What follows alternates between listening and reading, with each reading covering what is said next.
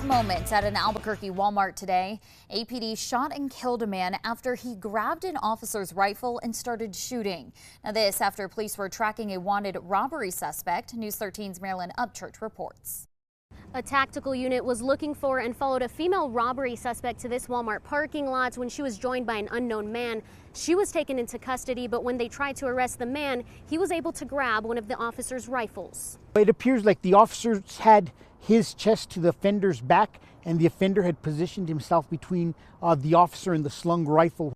The officer has the rifle in front of him, and he got between the officer and the rifle and grabbed hold of the rifle. Chief Medina said the man was able to turn the safety off and began to fire. The officer tries to turn the safety back on, while other officers tried to hold the man's hand back from firing off more rounds.